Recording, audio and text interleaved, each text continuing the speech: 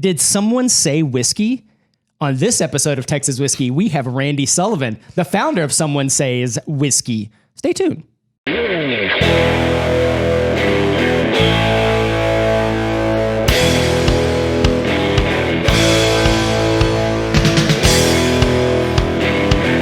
Hey, welcome to Texas Whiskey. My name is Jimmy Hayes Nelson. Most people just call me Coach Jimmy, and I'm here as always with Dr. Nico Martini. Hey. The author of the Texas Whiskey book. And we have Randy Sullivan here with us, founder of Someone Say Whiskey and the podcast Bourbon Talk? Real Talk. Real Talk. Ooh. Yeah. Bourbon I mean, Real a lot Talk. of people they talk. Yeah. But not a lot of people Get real. get real while they're talking. Awesome. Well, before we real talk, Nico, what are we really about to drink? All right. So Wait, that looks illegal. I cannot. Can you zoom in on this? I can neither confirm nor deny. Did you make that in your bathtub? No, I did not. So I was given this from our friends at Treaty Oak. Okay. This is a 100% green Oaxacan corn. Oh my God. So Tell me what that means. basically, it's the type of corn that they're using. It's a 100% corn whiskey, so they haven't started blending it or anything, turning it into however they approach their bourbon. Okay. But basically, what Treaty Oak started doing is they have a lot of experiments that they're just they're finally.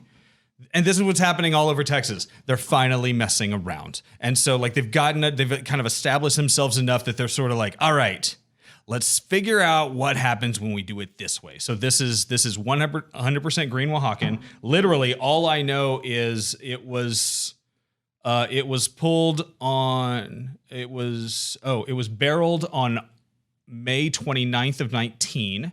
Okay. I don't know when she pulled it out of here. It's 104 proof, and it's 100% green Oaxacan, and that's all I know about it. Awesome. But I kind of thought this would be a good segue into this, because what we're finding a lot happening in sort of the whiskey space now is these single barrel things are kind of happening. Right. Right. And so in theory, if this was if we were working with Treaty Oak, Sure, and we were going to do a single barrel pick, we get a whole bunch of these, and it's oh, everybody likes that one. And then the conversation begins about how to it's a single barrel pick, and I want Randy to talk about all of this stuff, because this is sort of the area of expertise. And now, cheers, y'all. cheers. Cheers. But yes, first and foremost, have a little whiskey. I haven't had this yet. What do y'all think? It's extreme. So for the edification of the audience, virtually all corn that's used for making bourbon is yellow dent corn. But one of the great things about the Texas whiskey scene is that the producers have really gotten off into heirloom corn varietals, and green Oaxacan is one of the heirloom corn varietals, and it is extremely expensive compared to the cheap, It's Like a essentially mass-produced corn? It's essentially feed corn. What everybody else is doing is a commodity, right? They probably had to source this from a farmer, ask them to grow it, Gotcha. that type of thing, and it produces a much bolder flavor than the yellow dent corn. So it's really cool that they did this. Yeah, I don't know where they're going with it. They do a lot of.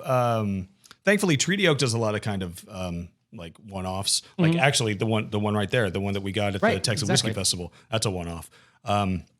But yeah, because of that, it's probably going to be. They'll probably use it to blend into stuff. It's really, really interesting. Do you know if they made this on their column or their pot? I don't. Based on flavor, I'm pretty sure it's column. I kind of think it's. But column. it's hard to tell because so the way that you can tell the difference is their column still is much cleaner. Mm-hmm. The pot still is way oilier, and the flavors are more bold and kind of in your face. Yeah. But it would be hard to tell with a green Oaxacan 100% because green Oaxacan is a big, bold flavor. Itself, yeah. And so I'm guessing that the boldness that I'm tasting is the corn and not the distillation process. I would agree. I would totally agree. I think this is a column.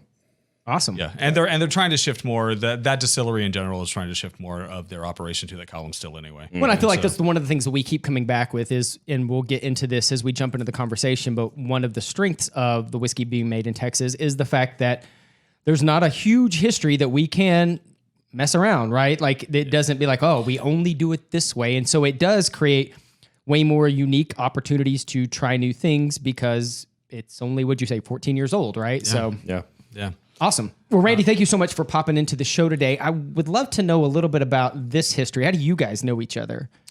All my whiskey connections originate through the licorice family. So the same. Yeah. So the licorices were, if not one of my first interviews that I did on my podcast. They are the reason why Someone Say Whiskey took off really? indirectly, because they were our first barrel pick, which it wasn't intended to be a Someone Say Whiskey barrel pick, which for all of y'all out there, it was kind of started off as a joke, but I run a Facebook-based whiskey group with, I think there are 7 other admins and 4 moderators. We got about 10,000 members now, and I was just looking at it. It's like I think it's 10.4. Yeah, and I was like, wow, that's a robust community. And it was never our intention to do that. I feel like most of these communities that blow up do because the people that start it never have really an agenda. So, what was let's start there real quick. What was the thought process in starting this Facebook group? So in 2015 or 16, I posted a picture of my entire whiskey collection. Okay. At the time, it was probably just over 100 bottles, 120 bottles. Okay. On the neighborhood Facebook page. And I said, hey, if there's any whiskey lovers in here, hit me up. So this is inside a community like near where you live? Yeah. Okay, gotcha. The neighbor, because most neighborhoods have a Facebook page. So you're like, I have a bunch of whiskey. I've got a bunch of whiskey. I need to this? Find somebody else, And a year later, I need to turn this into a hobby and not an obsession. Yes, yeah. And if I drink with you, I'm not an alcoholic. And so a year later, a gentleman hits me up, and all of a sudden this post starts blowing up. And when I first posted it, 4 or 5 people commented, but the neighborhood was growing very quickly. And all of a sudden, this post goes back up to the top of the algorithm, and everyone's seeing it for the first time. And the guy that hit me up was Rodney Smith. He was getting into whiskey. And at the time, he had only tried a handful of hard-to-find bottles, and I had a lot of stuff he hadn't had, so he asked to come over. And he's like, what if we started a neighborhood Facebook group? And so, he made the decision sitting in my whiskey room to start the neighborhood Facebook group. And he did it the next day, and through a weird twist of events, we had a barrel pick fall on our lap that...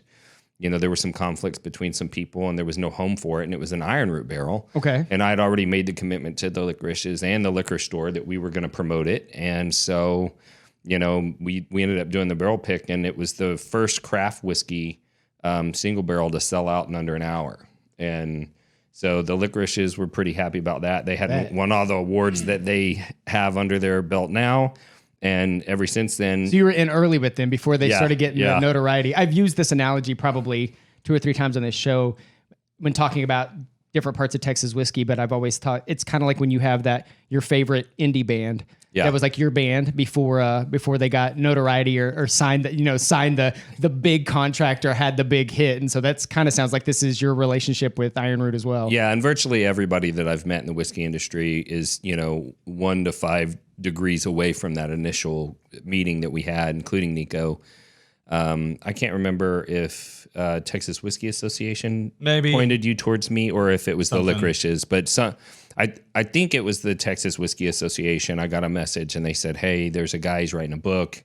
He wants to interview you. And I was like, let's party. And let's do a podcast while we're together. Absolutely. Right? No, it was great. And so this was the cocktail book. Yeah. Oh, awesome. Yeah. Well, what's really kind of interesting about this and knowing kind of where some of the ideas that we want to kind of get from you and the perspective, being kind of heading up a community like this is that it was a Texas whiskey that kind of helped this thing take off, even though I just want to clarify for the audience, this group isn't a Texas whiskey specific group. It is just a whiskey specific group, correct? Correct. Yeah. Gotcha. And so because I didn't know this part of the story here. And as I was, we've met on one other occasion and I was doing a little bit of research. I even told Nico, I was like, I don't want to learn too much because I wanted to find out more in here. Yeah.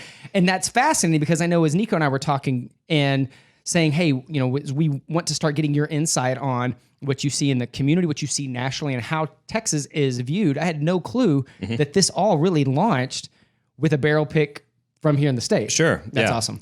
Yeah. And I think that once that, we had a barrel that sold out, there were other people in the community that were in and around the community that knew about the club.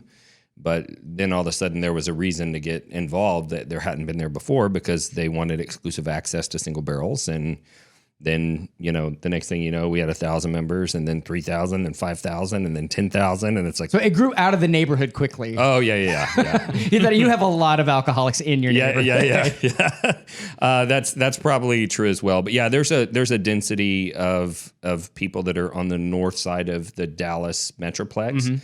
And then, it just kind of spiders off from there. So we've got a good group of people over in the Fort Worth area, but we have a good number of people in Chicago, Atlanta. There's several other major markets where we have, a good number of members. A bunch in North Carolina.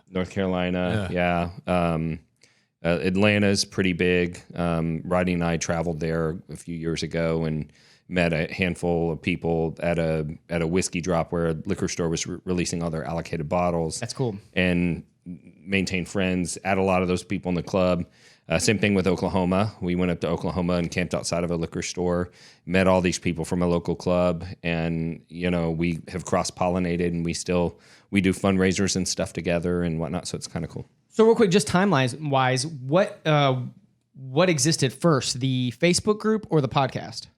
Facebook group by a long shot. I think the Facebook group started in, I want to say September of 2018. Okay. And my podcast turned to last week. And what sparked that? Did it come from the community? Was it something people were asking for, or something you just wanted to do now that you had kind of a built-in audience already? I don't know. I didn't start off trying to do a podcast either, right? So, my story was, there were a handful of smaller local whiskey club, and I was already in them. I added Rodney. I never quite understood the dynamic. Like, why are people giving away samples to strangers? Like, that's so dumb to me. Like, it didn't make sense to me. And then one day I was like, don't judge it, just do it and see what happens. And it was this really great experience, right? Lots of great feedback, making new connections. And, you do that enough and you start to form relationships. You have a good reputation in the community. You get invited to do things that you maybe would otherwise not get to do. You get to start trying some whiskeys that you've never seen before. Mm-hmm. And I started to grow in that. And then I saw a live video and I asked, I was like, how do you have to get like some special permission from an admin or something? Like, no, if you're in the group, you can just turn your phone on and boom. And I was like, everybody got to listen to me talk. And I don't need permission from no one. I just talk, and then they got to watch it. And they're like, if they want to. Oh, that's great. And I didn't know how Facebook worked. I always hated Facebook. I used to joke that Facebook was created by the devil to break up marriages and make people feel more important than they really are, right? So so I was not into the Facebook world at all. But as I started to learn, because I was in the community, how things worked, I like to teach people things, right? And so I just started doing like these short little informational videos, and I would do whiskey reviews because I didn't mind saying that I tasted something. Everyone would go, oh man, he's full of crack. I didn't care. Right. And so I started doing live videos, and at some point somebody said, you should do a podcast. And I was like, I really don't even know what that is. Right. And I went to lunch with a buddy of mine and the guy that he now works for. At the time he didn't. And they were like, let's get together for lunch, and iron sharpens iron. There's a really great book that I've been reading. Let's all read the book, and we just sit around and talk. And it was the Jordan Peterson book. There's numbers in it, 8 Rules of Life or whatever it was. Mm-hmm. And they said, oh, have you listened to his podcast? I said, I keep hearing this word. I don't what is this word? Thing? And so they're like, oh, get your phone out. It's got an app on it you can't delete, and you just click on it and then you search. And I'm like this whole world gets opened up to me. And I was like, I think that I could kind of take what I'm doing in That's these live videos that I do inside the whiskey community and do it on a larger scale and publish it like this. And that was kind of the impetus, or the path that I went down. The impetus is a little bit different for me. And that is, I actually went to a bottle share at somebody's house, and my brother, my younger brother, committed suicide in 2014. And it was very shocking for me. And I felt like for me and my family, it was like, how do we not know where he was emotionally? Right. Because most of the time, whenever he would share that he was struggling, it seemed like he was looking more for attention than help. Right. And so when he actually took his own life, I thought, God, how many people have someone in their life that feel this disconnected, that feel unloved, and that they don't have a place? And I wanted to find a way to connect people. And I went to a bottle share, and I don't even remember what I was drinking, but I thought it was great. And Rodney was sitting to my left, and there was a Mexican guy sitting to my right and an Indian dude sitting across from me. And I passed my glass to the Mexican guy that I'd met that day. He smelled it and tasted it. He passed it to the Indian guy who I'd met that day. He smelled it and tasted it. He passed it to Rodney. Rodney smelled it and tasted it, and then passed it back to me, and I kept drinking out of the glass. And I thought, there was a time we weren't even allowed to drink out of the same water fountain. Wow. Yeah. This means something, right? Like, this connects people. This brings people together. And I also have had, a diverse group of friends in my life. I personally support LGBTQ community. I have friends that are involved in the Black Lives Matter movement. And I realize that some of these things cause division between people, but I've never seen that rear its head when everyone's just sitting together and having a drink and getting to know each other, right? And so I thought, what if I could help everybody feel connected to one another, not by connecting them to each other, but to connecting them with whiskey, and then let whiskey do the rest. Yeah. Right? And so that was kind of the impetus for the channel. And so far as I can tell, it's working. Dude, that's awesome. There's tons of positivity on my channel. And you know what's crazy about that, and I think Nico and I've talked about this before, is there is so much diversity in our society right now. And the analogy I use, it's like the junior high dance, right? All the girls are in one corner, all the boys are in the other, and nobody's in the dance floor having conversations anymore. And so just put a bottle in the middle. Exactly. So somewhere along the way, it's like, if you don't 1,000% agree with me, you were wrong. And so you find a way to bring people together to say, okay, we both like this. I don't necessarily agree with XYZ, but I'm at least willing to have a conversation because we have a common ground on something else that's kind of the catalyst to start conversations. That's genius. Even if it was one of those happy accident, stumble upon it kind of things. Yeah, and whiskey just does that. I mean, the admin team for Someone Say Whiskey is all across the political spectrum. We have male admins, we have female admins, we have Black admins, we got a Brazilian admin, we've got a gay admin, we've got very diverse worldviews and conflicting opinions about things, but somehow it's never been an issue. No. Like, even when we did something controversial, like we did a tribute bottle for Ruth Bader Ginsburg after she died, there were a lot of the admins, including myself, that disagreed with a lot of the things that she fought for. But that didn't matter, right? Because it was a tribute bottle for somebody who her life represented something that we can all respect, right? Right, that's what I was going to say. Something you can respect, even if there are details about something that you may have had differing opinions on. I think we can all find things like, overall, this person had an impact, or something had an impact, regardless of my personal leanings or your personal leanings. So that's awesome. And so everything about my podcast, and through much fighting, everything about Someone Say Whiskey is about acceptance for anybody who wants to participate. Yeah. Right. And that actually is unique, in my opinion, from my personal experiences, seeing the alternatives to Someone Say Whiskey, the other whiskey groups that are out there.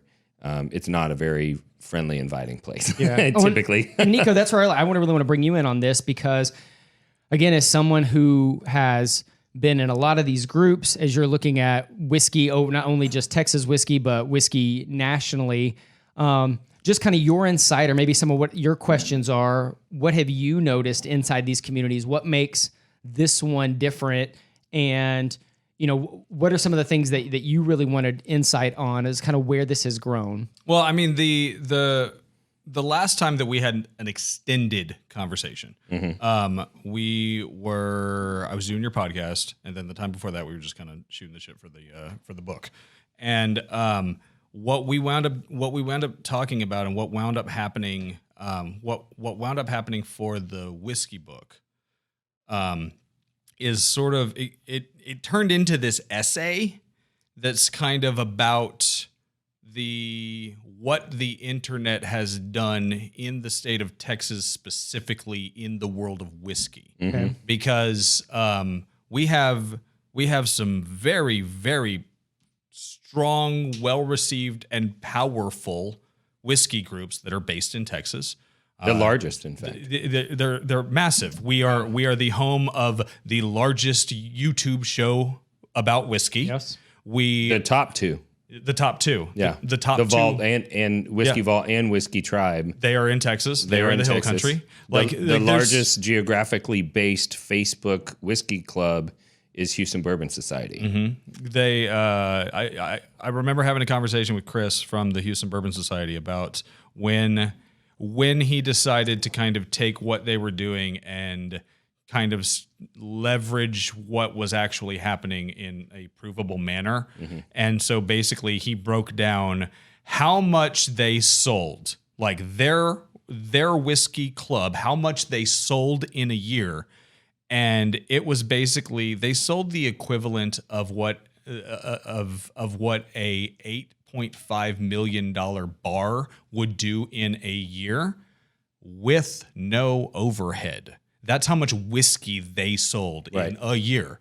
And like, there's the beautiful thing that I love the most about it is that y'all are it now. Mm-hmm. And so now it turns into stuff like this. Right. And these are cool. So here, let me get this. Yeah, explain this a little bit here, what you're holding up. This is a barrel pick. Mm-hmm. It's a Litchfield Distillery straight rye whiskey, Cinnamon Roll Boy, which is adorable. I still don't understand how, like, at some point, somebody with copyrights are going to come down on everybody and make. I can actually explain why that will never happen. Ooh, we'll get into that in just a second. This is a whiskey called Unallocated. What's this whiskey? Unallocated is the Someone Say Whiskey house brand, if you will. So one of the things that you quickly discover when you're running a large whiskey group is that when you get a barrel of whiskey, there's not enough to go around. Gotcha. Typical barrels around 140 to 180 bottles, some more, some a lot less. Right. Oh, and you have 10,000 people in your group? And we have 10,000 members, right? So this turned into Fight Club? Yeah. The procedures that we follow when we release a barrel, which are novel, they were invented and written by me, and many clubs have tried to duplicate them, but it is a ton of work to follow those procedures. And even still, there are people who feel, hey, I contribute enough to this group that I should have gotten that. Right.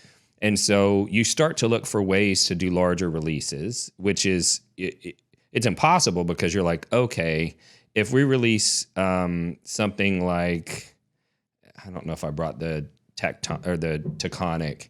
Oh. If you release something like Taconic that no one's ever heard of, right? Then you don't need 2,000 bottles. But if we did a single barrel release of a Weller Full Proof, we would need, and this is not a joke, 20 or 30,000 bottles. Right. To satisfy the demand of 10,000 people in the club, because almost everybody'd want a case, right? Mm-hmm. And so trying to deal with that, you have to find ways to do releases that are unique expressions, but are exclusive to the club. And so we, because of our relationship with Iron Root, they called us one day, and I was in Houston, doing something for the Prideful Goat, which is something that Christopher Hart from Houston Bourbon Society and myself created with Gulf Coast Distillery. And Rodney calls me and he's like, hey, Robert Licorice called. They're ordering barrels of MGP bourbon and they've offered to throw some extras on for Someone Say Whiskey if we want it. And that's another thing that's difficult is you actually have to buy ahead of your growth. Mm-hmm. So we said we'll take 3 barrels. It turns out that we probably needed 8 at that time. Right. You know what I'm saying? Right. Because it took so long. And then I, having become aware of the fact that you can create your own brand and own the intellectual property, having watched Christopher Hart do it with Gregarious Grump, having gone part of the way through that process at that point with the Prideful Goat, I said to Rodney, it's like, well, see if they're okay with us doing our own private label. And, that's one of the great things about Texas whiskey is often the answer is yes when it would have been no anywhere else. And they said yes. And so we were off to the races, and it took us quite a long time. The name Unallocated is kind of a tongue-in-cheek joke because this may be the most allocated bottle we ever released. It sold out in 4 minutes and 46 seconds online. How many bottles? Around 600 for the first release because it was only 3 barrels. And we could not agree on a name. And so one night, Rodney was just like, listen, everybody, clear your calendars. We're getting on a Zoom call tonight, and we're going to drink until one of our last man standing comes the up Royal with Rumble. a name. And the last man awake gets to name the whiskey. Right, exactly. Yeah, and somebody threw out the name. I think it was Steve McGee of Unallocated, and everybody's like, "Wait a minute, I don't hate that. It's kind of funny, right? It's kind of like this is good whiskey. It would have been allocated, but we unallocated it for the club, right? But then it's always going to be on allocation, so that's kind of funny, right? And so we ran with it, and we hired one of the top label designers in the state of Texas to create the label. Awesome. And then we printed at the #1 label company in the world, which happens to be here in North Texas in Plano, McDowell's, to do the printing. And the rest is history. It's so crazy. Again, I'm the newbie in this world, and I'm always feel like I'm a little bit of the audience here just asking. This yet. Okay. Are you serious? I haven't had this I thought I gave it to you when you brought over Grayson. I don't remember. Okay. He might have. I'm Sometimes going that with happens with whiskey tasting as well. I don't remember. Mm-hmm. But real quick, as you're pouring this, what I find so fascinating, right, is, Texas is kind of the new kid on the block in this world. Yet really quickly, they have established themselves as, hey, this is the best place to get this done, the labels, it's really quickly, it's like, cool. We step in, and then here's all the best ways to do this, and I think that's really cool. What I'm curious about, and thank you, is as this group has grown, right, it started in Texas. It was a Texas whiskey that kind of launched the thing, but obviously you have a lot of people coming in from different parts of the world that maybe aren't as familiar with Texas whiskey. What do you feel like the people outside of Texas, maybe what their view of Texas whiskey was coming into the group versus what it may be now because of maybe the influence of you guys, the admins, those of you that live here? Do you feel like there's been a shift? Do you feel like there was a certain opinion about Texas whiskey for some of these people because I have a lot of friends outside of the state that even still when I say Texas whiskey, I can see the question mark form over their head a little bit. The opinion of Texas whiskey has shifted quite a bit in the last 3 years, not because of Someone Say Whiskey. It's solely because of the industry, right? And they are doing more of the right things, and that is shifting the opinions. To be honest, when we went out to do the barrel pick, there were multiple people on the picking team, including myself, that said, I don't drink Texas whiskey. Really? Yeah. And I was doing it because doing barrel picks is super fun. I've done over 100 in the last year now, but back then I think I'd only done like 1 barrel pick, right. And it's a ton of fun. And I'd never done one at a distillery before, which is even more fun. I bet. And the liquor store that asked me to do it, and I'm still a little confused why he asked me, but he did. And I said, look, I don't drink Texas whiskey. I'll pick the best barrel that they put in front of us, but I probably won't buy a bottle. And having gone out there and had that experience with the licorice is like, they completely changed my mind. Right. So that was my next entirely. question. Why was this like this is kind of your hardline stance? Why were you I don't drink Texas whiskey guy? Where does good bourbon come from? Kentucky. That's what everybody thinks, right? That's the prevalent. And so it's interesting that this all started here.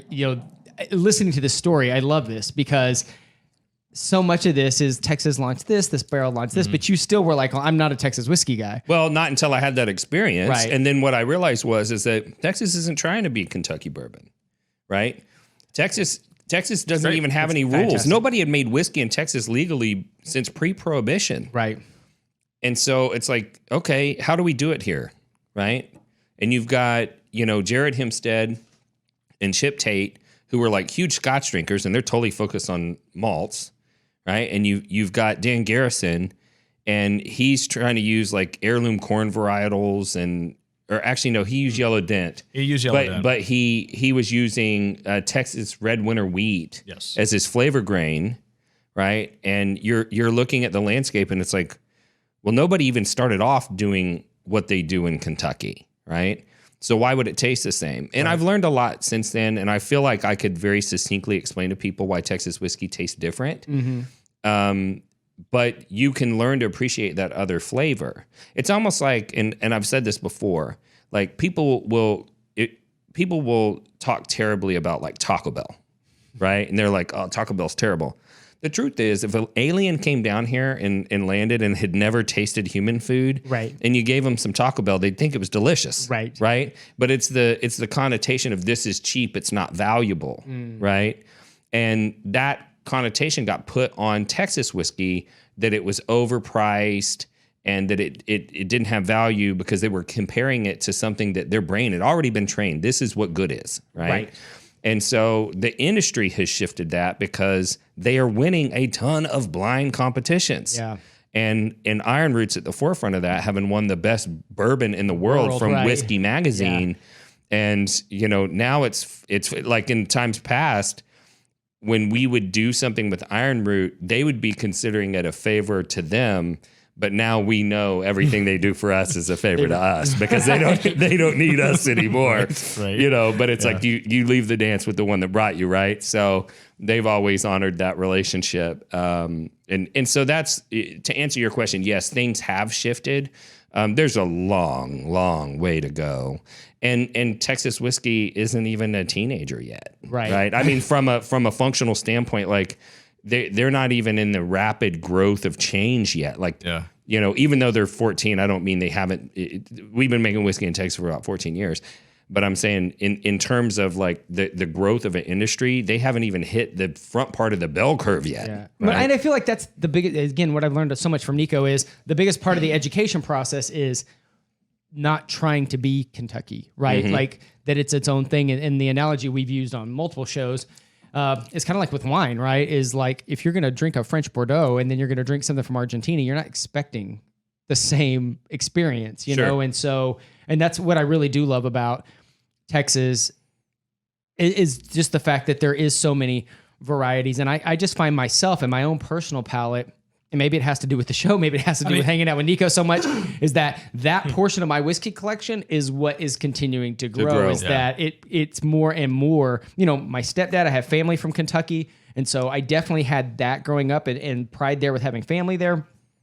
But I'm finding what I actually prefer, taste-wise and stuff, happens to be inside of the state as well. And so, and it's part of that education process of, is somebody just willing to learn something more and be a little open-minded about other options besides what they've known? We're so young. This whole industry is so ridiculously young. And just, I mean, we kind of got into this conversation with Brandon from Lone Elm about the idea of educating a consumer. Texas in general had to educate consumers that no, we make it here. No, it really is Texas whiskey. It's from Texas. Texas bourbon. Right. No, bourbon can only be made in Kentucky. Nope, incorrect. Literally, our producer Ted asked me 10 minutes before walking in here. He saw the Treaty Oak bottle and was like, "Wait, can they legally call that bourbon?" I'm like, "Oh my God. Jesus. Watch the show, Ted. Watch the show." Well, I was watching that the other night. I was watching that documentary, Neat, right? Yeah. And it was talking about that, and it was like, it has to be in America. But I think we've all at one point in our time, in our head or somewhere along the way, they wanted you to. It was good marketing. And they lied. It was great marketing by Kentucky. Congratulations. Yes. Honestly, I blame it on Tennessee. because of the whole I think that what was happening is it's Jack Daniel's fault. It's Jack Daniel's I would fault. totally agree. I mean, post-Prohibition, there was really only 2 major whiskey production states, and it was Kentucky and Tennessee. Right. And Jack Daniel's, and a lot of people don't realize this. I forget who the author was that I had on that explained this to me, but because of Kentucky not fighting on the opposite side of the Civil War, there's always been this like enmity between the 2 states. Okay. So post-Prohibition, when everything fires back up and Kentucky's kind of known for making bourbon, Jack Daniel's is like, we want to be anything but bourbon. We don't want to be identified with Kentucky. And so they fought to be legally called Tennessee whiskey at the federal level, and they won. And I think that once that transition happened, and even though it was technically the same product? Oh, yeah, everything about what's made in Tennessee, and to be honest, Jack Daniel's will put the word bourbon on their label when it serves their marketing purposes. I'm sure. Okay, so like when they ship to like Japan, in Japan, bourbon's real hot, they'll put bourbon on the back label and things like that. And you'll see bourbon all over Europe. That's interesting. And so it's so funny because the Tennessee whiskey, lovers, I mean, they're rabid, man. They'll freak out on somebody who say it's not bourbon, and it's like, do you even know what bourbon is? Yes, it is legally bourbon. If they do and can put bourbon on the label, they choose not to, and that's fine. Yeah. Right. And I even did a podcast one time, and it was poorly named, but I was trying to use some clickbait, and I named it Jack Daniel's is transgender bourbon. Right? Nice. Because they self-identify as Tennessee whiskey. Right. And just like if I meet a transgender person and I mistakenly call them by their biological, pronouns, and they say, no, I want to be called by the other, I'll respect that. And that's how I feel about Jack Daniel's. And so I think Jack Daniel's making that distinction that because it wasn't in Kentucky, it was in Tennessee, that it therefore wasn't bourbon. I think that's what caused the rest of the world to come to the conclusion that it had to be Kentucky to be bourbon.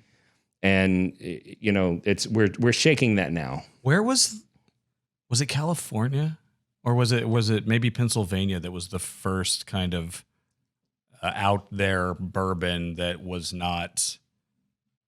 I don't know. I want to look into that. Where it first started. I want to kind of look into that. It might be Virginia. It might be Pennsylvania. I feel like there was somebody making Pennsylvania calling it bourbon, mostly rye focused. Yeah, but they're mostly rye.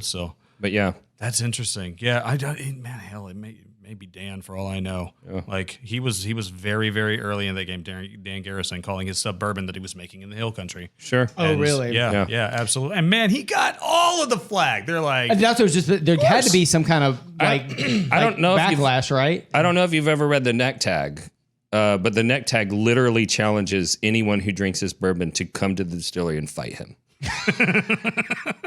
Like it doesn't specifically how say delightfully Texan, right? But it's like we'll have a shootout at the OK Corral. I don't know if we're allowed to cuss, but that's the most Texas shit I've ever seen. Yeah. No, it's hard, man. It's hardcore. He literally was like, "Yeah, if you drink this, you don't think it's the best, you can come to my distillery and you can talk with me about that face to face." And I was like, "Whoa, okay." And frankly, when you take a look at the history of Texas whiskey and where we came from, we could not have gotten luckier that the 2 OG whiskey people in this state were Chip and Jared and Dan. Mm-hmm. Dan is so hard bourbon. Yeah. He is hard bourbon. I am shocked that they have a rye. Right. Mm-hmm. Hard bourbon. With Garrison. Yeah. Mm-hmm. And then Chip and Jared, and then just Jared. They have the corn whiskey. They're super creative and inventive, and they kind of lean towards single malt anyway. And like that's where Jared's heart is, and but it's just like the fact that like we have these people that from the get-go basically said, we're just going to kind of make the whiskey that we think we want to make. Yeah. And this is what we're going to do. And I mean, we'll see what happens. I don't know how many times Jared's turned to me and been like, eventually we're going to figure out what whiskey we need to make in this state. Right. Cause, and I love that. Says the guy that filed 26 cola approvals last year. Yeah, 100%. But the idea that that he's like, they're open to the concept of, we kind of think it's single malt, but what if it's not? We kind of maybe it's bourbon, maybe it's rye, like whatever. It's not rye, but there's this, we don't have tradition here and it's amazing. And I'm going to just keep championing that. Like that's the biggest thing that we got going for us. I hear you say that a whole lot. And so I guess as we've talked about this being so young, we're not teenagers yet, whatever.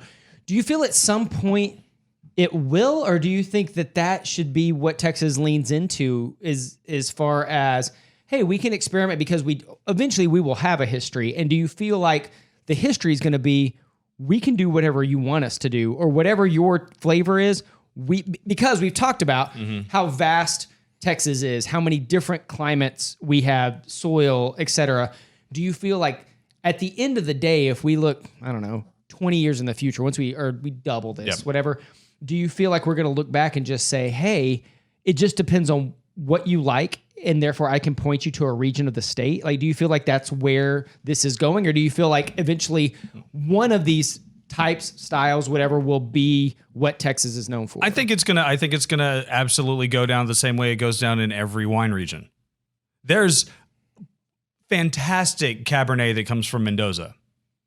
They do Malbec. Right. There's awesome Pinot that comes from Napa. They do Cab. Like, I think it's going to kind of be like, man, there's some really cool bourbon that comes from Texas. They do single malt. Yeah. Like it's single malt. Okay. That kind of, I think it'll kind of end up being that, but more than anything, it's going to, like, our history that is written over the last 14 years is creativity. Yeah. And we're just kind of making it up and we'll see what happens. And I mean, I think we're always just going to kind of see what happens until, I don't know when we're ever going to be done seeing what happens. Like, I kind of think that's what we do here. And, I think there's a lot of value, like our values and our creativity here. I firmly believe that. I think we have too much landmass to be known for one thing. I completely And that's agree. what I keep going back to is we keep talking about, we were talking about, I forget, we were talking Scotland, where you were saying you could fit 6 Scotlands. There's 9 Scotlands in the state of Texas. Inside of Texas. And so that's where I'm like, I feel like we should just lean into 5 or 6 different distinct regions in that space. Right. Yeah. So we have, if you were to follow the Scotland model, we have enough space for 45 distinct regions in our state. And there's 12 certified geological regions in this state. 12? There's 12 different ones. Right. There's 9. You know more than I do. I don't write books. You host podcasts. Yeah, make whiskey happen. Yeah. It's like, it's cool.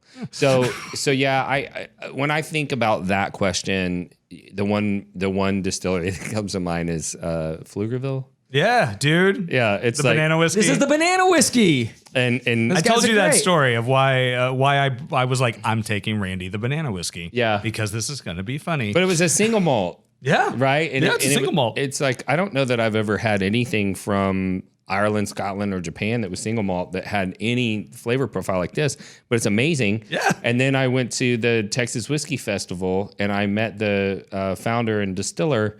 And Is that Spirit of Texas? Yeah, Is that Spirit what of it's Texas. called? Sean. I Yeah. want to give him a proper shout Yes, out and I'm not just sorry. people that are looking up banana whiskey. Spirit of Texas. Texas. The name of the whiskey is Pfluger. It's Pfluger whiskey. with They're- a P, with a P, right? Pfluger with a P if you're Yes. not from here. Look up Spirit of Texas. Yes, Spirit of Texas, Pfluger whiskey. Yeah, and so I'm like singing his praises, and I'm telling him how great of an experience I had with this whiskey.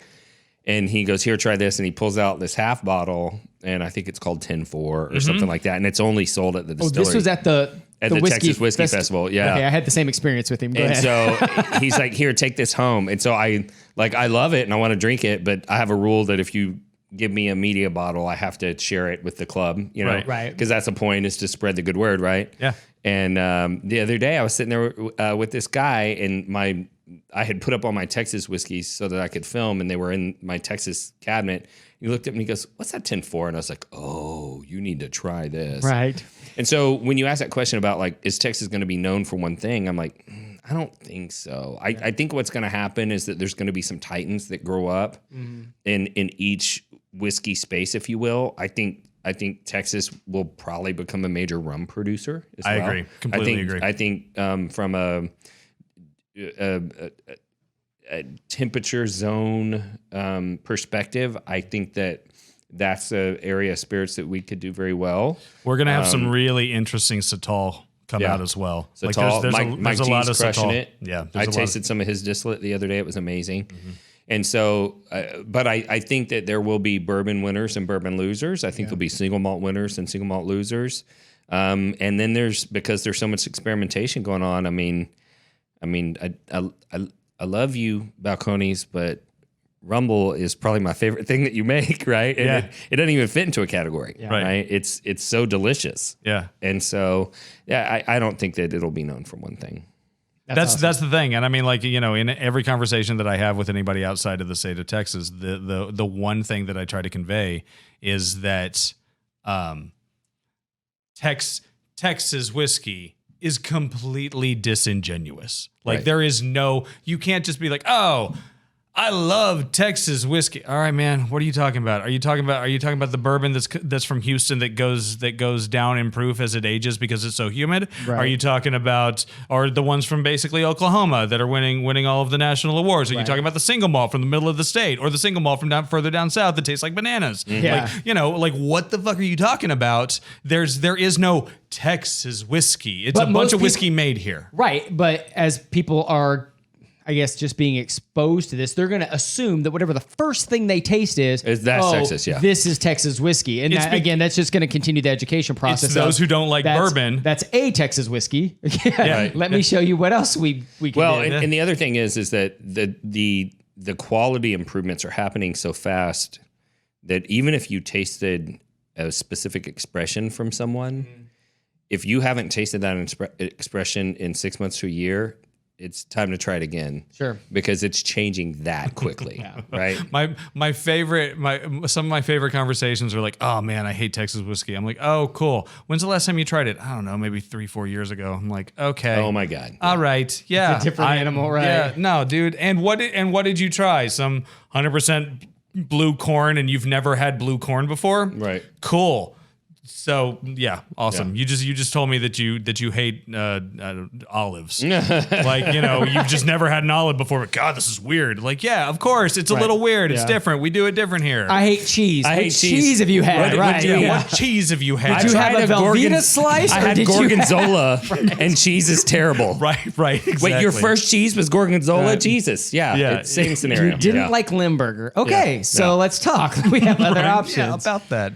Cool, Randy, man. I really appreciate the time. So just kind of in closing here, I love the fact that both with the podcast and with the with Someone Say Whiskey with the Facebook group, that it comes back to community with you. I love the fact that this is a way to connect people, that it goes way beyond, obviously this brings people together, but we've talked about people from different backgrounds, people that would never have conversations before. It opens this stuff up. And I really had never thought about, the power that whiskey has or community has in like this. So, as you've seen the group grow and change and evolve, where do you feel like it's going? Like, where would you love to see this go? Are there things that haven't happened yet inside the group that you're like, hey, man, like, where do you think it's going to be 3 years from now? What do you think it's just going to continue to be more of the same and that's great?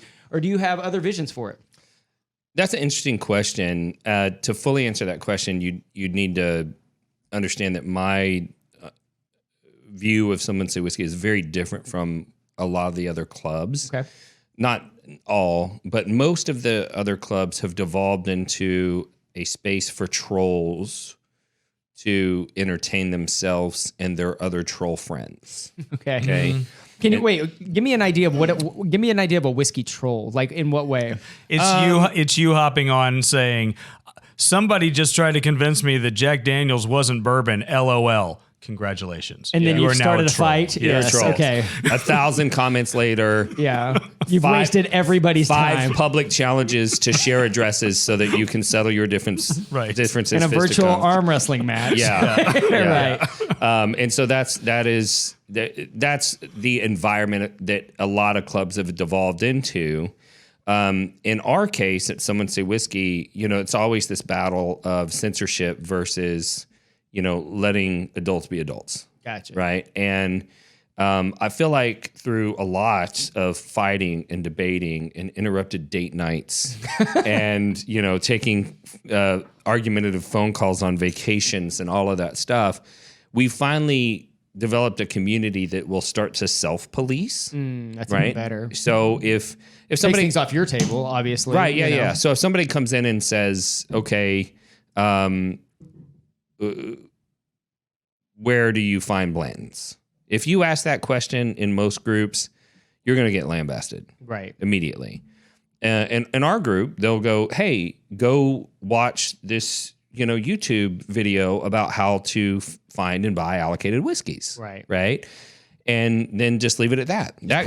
Point them towards the tools, right? Yeah. That comment might have, 5, 6, 8, or that post might have 5, 6, 8 comments on it in a 10,000 member group. You post that same thing in another 20,000 or 30,000 person group, and it'll get 1,000 comments before they shut them down, right?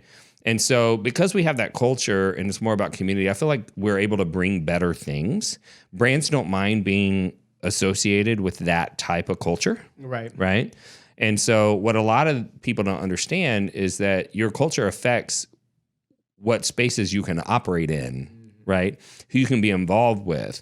Publicly traded companies can't be involved with a space where there's a bunch of hate speech or, cancel culture type comment. You know what I'm saying? Like, it's interesting too, because if the whole idea is to grow this community, right? If the whole idea is to make people feel included, there has to be a place for the newbie. Right. Right. Sure. And so, and I completely, I feel like I'm that guy, as I've kind of tagged along with Nico, and then it turned into this show and we were putting this together. I'm like, hey, you're the expert. We're going to bring people in here. You guys can geek out. And I'm going to be the guy that goes, hey, time out. I have questions. You lost me somewhere. What is allocated? Right. Yeah. And why is this that? Right. Can I ask the stupid question and somebody go, oh, right. Sorry. I've been down this rabbit hole so long, I forget what I didn't know it sometimes. But if I'm in some group where all of a sudden I'm made to feel stupid, I'm going to be like, dude, F this, man. I'm out. Yeah, no. And so you've And just lost somebody that could have been a really valuable member of that group. Because who knows that if the next person that asked that question decides to dive deep and go big and become a bigger influencer to continue to grow this thing, man, you just squash them before they could even fall in love with the community or the product or anything else like that. Right. So the number one thing for us at Someone Say Whiskey is protecting that culture. That's awesome. In that environment, no matter what we do, right? If we got the greatest opportunity in the world, but it was not in alignment with that culture, we just say no. That's cool. And have. Yeah. Right. So that's number one. But the other thing is that if you were to add up the annual compensation of the people that make this group run, this should be a over $100 million a year organization. Right. Right. Just from the influence alone. Just from the, like, if you had this as your executive team, like, it would have to be $100 million a year company. Yeah. All of us are all volunteers. No one's ever made a penny, right? Currently, we are in the hole, meaning the people who run the club have outlaid their own capital to make things happen. Yeah. And we sell T-shirts and Glencairns and things like that. We do not sell Glencairns. I apologize. We sell whiskey glasses. And Glencairn is actually copyrighted. Yeah, it's like calling a tissue Kleenex. Right. I'll use the word Glen. We sell Glens, right? And that money will come back in and reimburse us. That's not sustainable. Like, eventually, I feel like the club will have more commercial interest where we're doing events and things like that, where the people who are making all of that stuff happen. But it's in the service of the club. May receive compensation, but only in the service of the club, right? Only in the service of the club. And so, in Unallocated, we own this intellectual property. This does have the potential to make money. And so we're working on all of that. We're trying to figure out what all that looks like. So the future, I think, will be what we have now, but just on a much larger scale with much better opportunities. We've talked about different chapters in different major markets where we identify the people who are top contributors in those areas and reach out to them and say, hey, do you want to help us grow the club in this area? And creating kind of a roadmap for that, right? And then you could have separate events and things like that were just in that area, and maybe even potentially cross-pollinate and have like, oh, you're doing a big event? Okay, well, let's advertise it, and some people are going to come from Dallas. There's some people that happen to be traveling there, and they want to come, and all that stuff, and just build a larger, and bigger community. But we represent a huge value for different entities. As an example, we didn't get around to drinking it, but that Litchfield bottle, they're not distributed in Texas. I'm drinking it. Yeah, so they're not distributed in Texas. And we have the ability now to go to a producer that has a high quality product that doesn't have distribution in the state, and we have formed relationships with wholesalers in the state that will operate without a contract. And so, not to get too bogged down in the technical details, but there are a lot of clubs that bring bottles into the state, and they did not go through the 3-tier system. The state of Texas did not collect their taxes, and that's something that we as a club, we just won't do. Right. Most of our barrel picks that we do as a club to provide something exclusive are done at the producer level, meaning we have a relationship with whoever manufactures that whiskey, and we often get some say on what retail locations it goes to.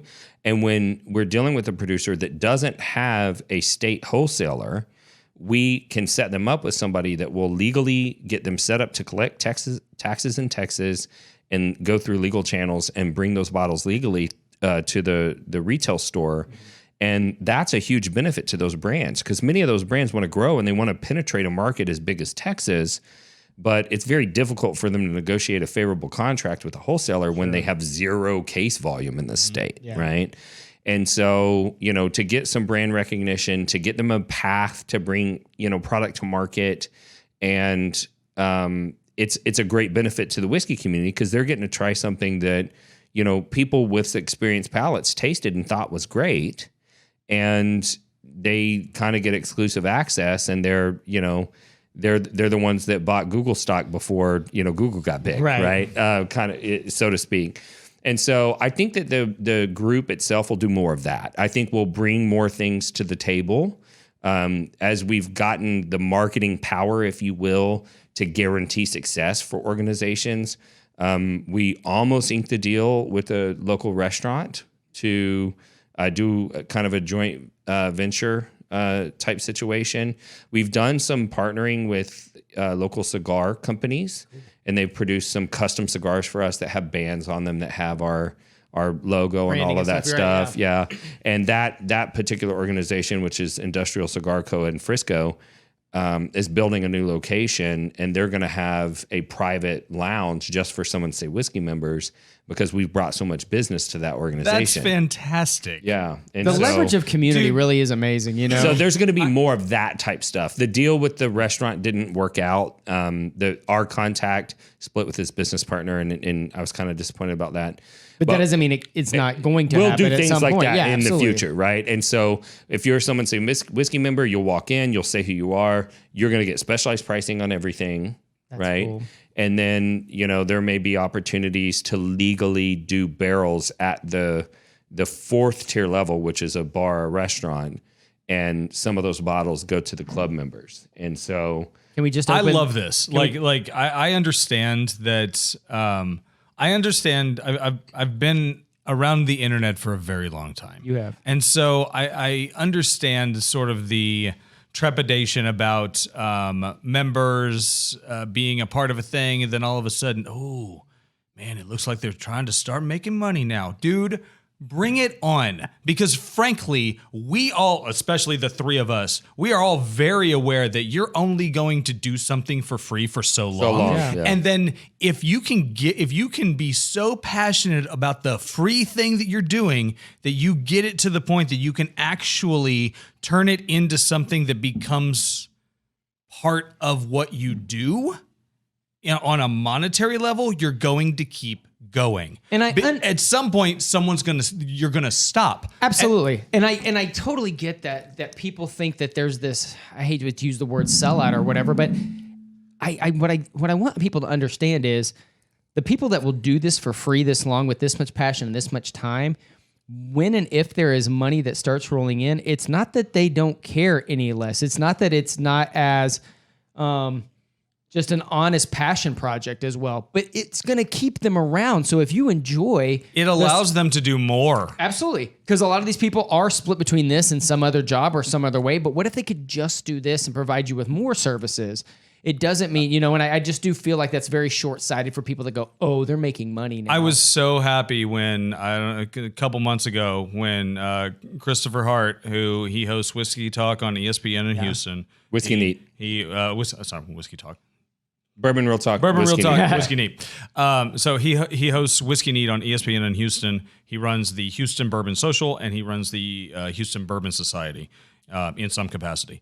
And he posted a couple months ago, he was like, hey, finally quit my day job. Yeah. Like, dude, okay, you've managed to grow the Houston bourbon scene while as well as you've done right, while doing a job, and now that is your job. A nighttime job, by the way. Dude, like you're about to crush everything, Sure. and your group and your community is about to benefit tenfold from you being able to focus on it now. Yeah. I love hearing these stories. It makes me happy. It doesn't make me trepidous. It makes and me it doesn't happy. change the integrity of anything. I think all. that's Absolutely the not. biggest, And I mean, I can vouch for Christopher myself. I mean, he's my business partner on the Prideful Goat, and I see what's going on behind the scenes.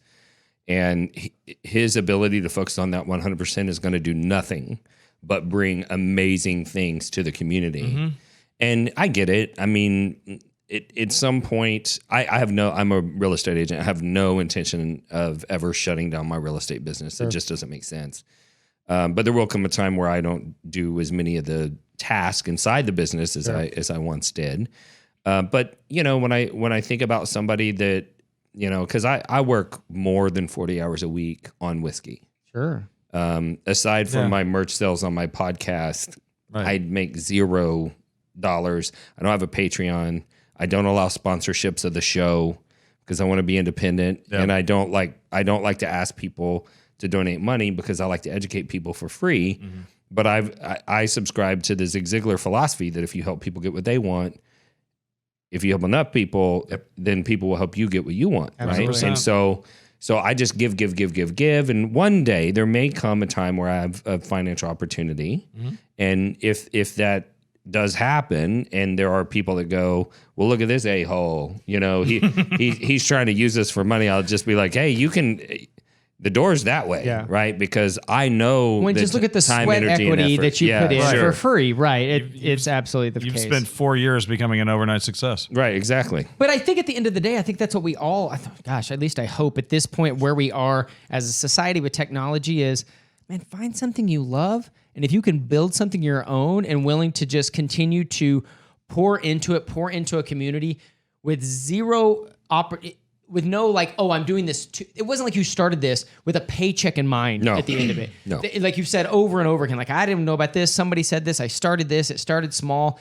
Cool. And if something like that eventually builds into a way to make money, it never was like the money grab in the first place, right? But you've kind of earned that with how much it gets. Go back right back to what Zig Ziglar talks about. You help enough people get what they want. A great experience, an awesome community, tasting better whiskey. Like all these things are things that people are looking for, then absolutely you or anybody else that's creating some kind of passion project should be rewarded for that. Dude, I love Someone Say Whiskey. Like as far as the group goes, it's my happy place as far as like Facebook, internet, whiskey things. Like it's the one that makes the most sense to me. It's great. I've just started kind of kicking around in there and looking and getting to know people, and so it's fantastic. And the thing about it is, I am so like the group will become better if they can start making money on things. Yeah. We will be served better as members of the group when there is an opportunity to do additional stuff. Right. And money is always going to be part of that. Like, I look forward to it. Yeah. Well, and I'm glad to hear you say that. There are disaffected whiskey people. Like Fred Minnick. He doesn't have a home anymore, right? There's not a lot of whiskey spaces where somebody who is that public can go in and say something and the trolls just don't go, oh, opportunity to shine. Yeah. Right. And so I've been trying to encourage, the master distillers from Kentucky and people from the enthusiast space like Fred, like, hey, come to Someone Say Whiskey. You'll be welcome here. That's awesome. Like if somebody, if you share some information and somebody starts trying to troll, they're going to get removed. The comments are going to get removed. Like, it's a safe place to communicate. And it's self-regulated. It's like, self-regulated. It's not even like when you say they're like, it'll be kind of taken care of. Like it's when the tribe starts defending things, that's when you have a good group, man. Well, and just if you're thinking about joining Someone Say Whiskey, I want to let you know, we're not about censorship, but I wrote the rules. If you go read the rules, I wrote them. That's why there's so many grammatical errors. And the rules... He wrote them after drinking. Yeah, well, I was drinking when I wrote them for sure. And the rules basically state that you can't share a dissenting opinion on somebody else's post unless they asked for your opinion. Okay? That's a very simple rule, but that's how all the drama starts, right? So if somebody comes in and says, I love XYZ, you're not allowed to say, well, then your palate's garbage. Because only somebody with a garbage palate would like that, right? And the other rule is that if you're going to share a negative view, that you need to share in a way that edifies the community. So don't come on there and post a video of you pouring a bottle of whiskey down the drain and say this is hot garbage. How does the community benefit from that? All that does is piss off the people who think that whiskey is good. Right? Now, if you want to come on there and you say, hey, I bought this bottle of whiskey, I tasted it, it tastes off balance, there's too much of this flavor, there's not enough of that flavor, whatever. You share something that's useful, even if it's negative, that stands, that's great. Someone can read that and learn from that, right? And they can learn over time. Do I trust this person's opinion? Do I want to listen to this person, or do I ignore everything this person says because they don't agree with me a lot of the time? And that's kind of the idea. And so, we're very much about not censoring, but we also want everything that's going into the group to benefit the entire community. Yep. Yeah. Awesome. This has been a great chat. Yeah, dude. Yeah. We've tasted a lot. We've talked a lot. Guys, thank you so much for popping in again. Remember, you can find Someone Say Whiskey on Facebook. Yes. How do they find the podcast? Well, you just go either to YouTube. I'm largest on YouTube. You can go there to youtube.com/Bourbon Real Talk. Or if you are into listening just to audio, you can go to your favorite podcast player and search for Bourbon Real Talk. You can go to our website at bourbonrealtalk.com or our Facebook or Instagram /Bourbon Real Talk. He's everywhere. I will say real quick, if you are in the need of a gift of some sort for a whiskey fan, a whiskey aficionado in your life, and you're looking for something like super dope to get them, the tasting kit that is the Bourbon Real Talk tasting kit is so ridiculously on point. Like it's a fantastic way that you can kind of train your nose to kind of catch these different expressions when you are sticking your nose in something. So that's perfect. It's awesome. So check it out. bourbonrealtalk.com/shop, and you'll see the American Whiskey Aroma tasting kit. It's meant to help you develop your palate. It has been given to industry luminaries that have given me great feedback that I am not allowed to disclose who they are. But they gave you the big thumbs up. Oh, whatever. You just said Minnick doesn't have a spot. Just go ahead and say it. No. I actually offered to sip one to Fred, and he ignored that. Ignored or politely declined. He didn't decline. Okay. He responded to everything but that. Okay. So because I think he's worried it's going to ask him for a plug, but right. No, there is a major Kentucky distillery that uses it to train their sensory team, and I sent another one to a major Kentucky master distiller recently. If you go look at my recent podcast, you might figure out who it is. And he sent me feedback today that he thought it was great. Oh, yeah. And Nancy the Nose Fraley said that it was good. Okay. Except for she didn't like my banana scent, which is ironic. That is ironic. Yeah. So, Awesome. Randy, thank you so much for being here. As always, he is Dr. Nico Martini. You can find him at Texas Whiskey Book on Instagram. My name is Jimmy Hayes Nelson. You can find me at The Coach Jimmy on Instagram. Until next time, y'all. Cheers. Cheers. Cheers, y'all.